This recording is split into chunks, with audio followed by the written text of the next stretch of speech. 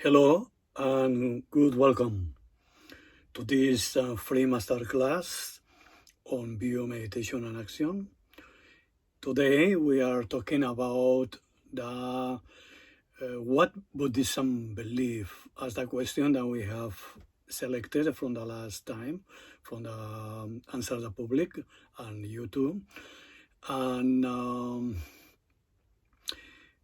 what to say? Actually, believe or not, this is one of the simple questions and the more challenged questions to answer by any Buddhist practitioner or teacher. So I will try my best to answer this question for you. So anyway, as you know from previous videos, my name is José T. Gómez, and I have been studying philosophy, psychology, and cosmology for more than 30 years. And my intention is to help, especially the Westerns, to understanding the Buddhism in order that we can integrate this in our life. In this course, we'll learn the essential and profound aspect of Buddhism, which is like this question, which is basic but so important.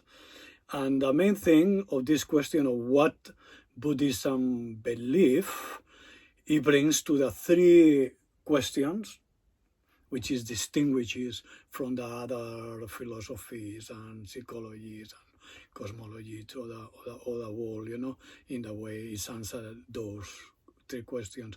And I will try my best for that. So the first one is karma, the second one is impermanence, and the third one is rebirth. They are interconnected, they are interdependent one to each other, but let's to put each one is in its side and we can see clear. First one is karma. Karma is the universal law of cause and effect that we know. You do good, you get good, you do bad, you get bad results, and all these things.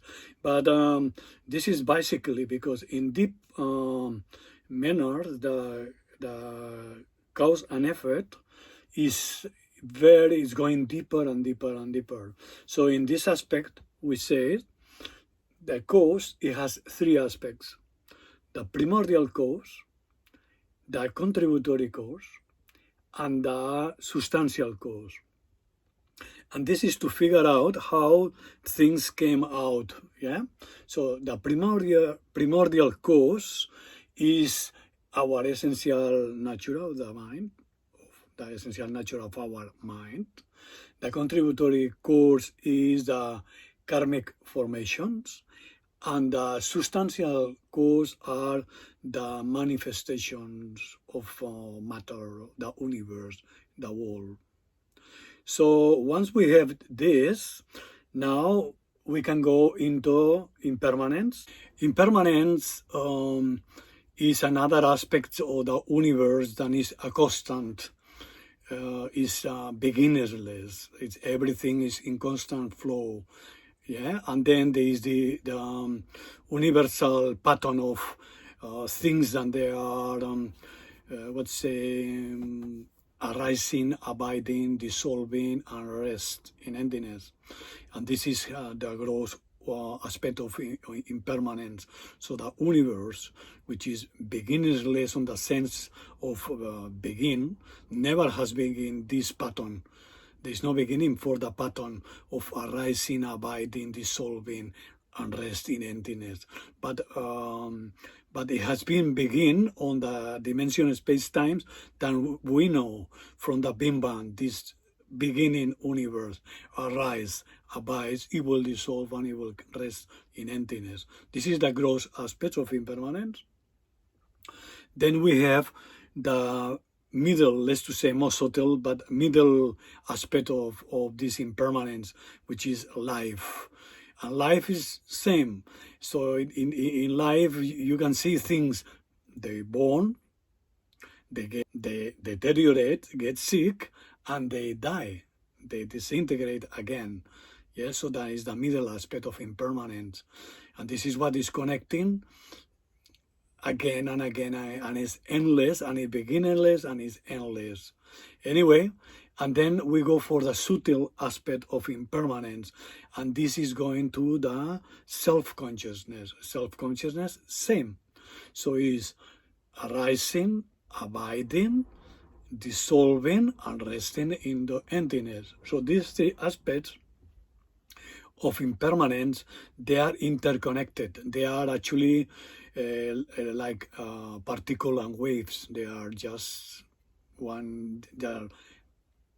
If we look for the cause, then we'll need to go for the most subtle impermanence, which is the self-consciousness, which has a higher frequency vibration, and that brings to the life frequency, which is less, and then we bring to the universal aspect of matter, which is the lower frequency.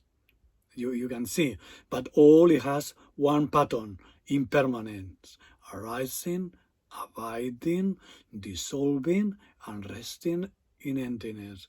And this is impermanence. As we were talking before, the karma and impermanence are real. They are the more difficult questions of the Buddhism or the Buddhist belief, and especially karma is the more difficult one.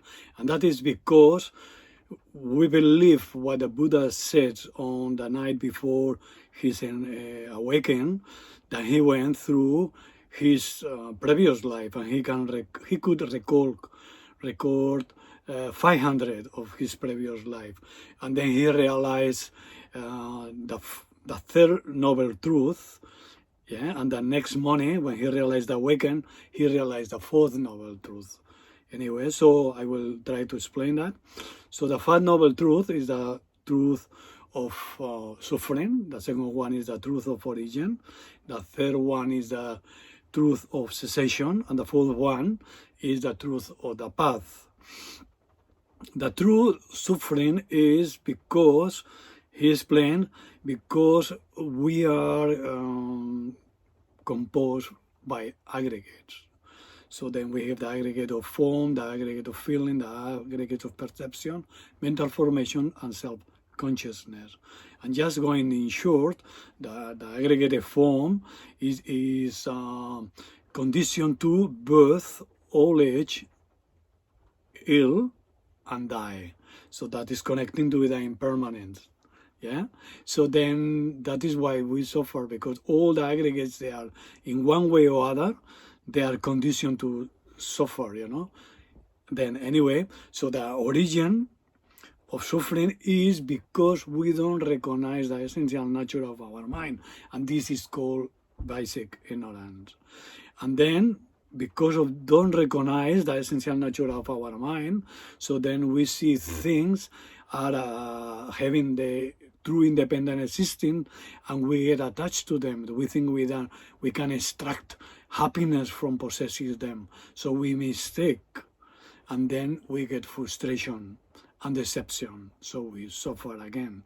And then from this frustration, then we get angry, and then we get hate, and then we commit more negative action, which is bring us to rebirth again and again, because we didn't go out of this cycle of existence, which is called samsara. And in order to get out of it into nirvana, we need the third noble truth, the truth of cessation. And this is through apply the antidotes to the ignorance. So we need the wisdom.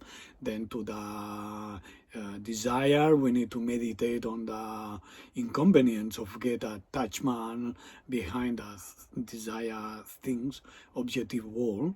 And then to contrast also the frustration and the hate, we need also meditate on the negative aspects that brings those actions, the consequence of those, the cause and effect, the karma, so then we need to control that. And then we can get into the states of high meditation, get through all the levels and awake like the Buddha did. So then the fourth noble truth, the truth of the path, the eightfold path anyway. So the first one is the right understanding. The second is right thought, right thinking, and this is classified as wisdom.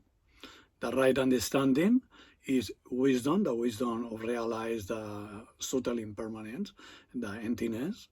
And then we have the right thinking, which is compassion. So view, the right view, here is wisdom and compassion. Then we have right speech, right action, and right livelihood. This is what these three is classified as discipline, similar. And this is the action, the right action. I will not get into much details, but basically here is where the precepts are, you know. Anyway, so now we have the third classification, which are the three aspects, which is right effort, right mindfulness, and right concentration. This is the meditation aspect, which is called samatha. Yeah. So now we have this classification. We do a little. We put in an order that is fluently, because first is the view, right understanding and right thought.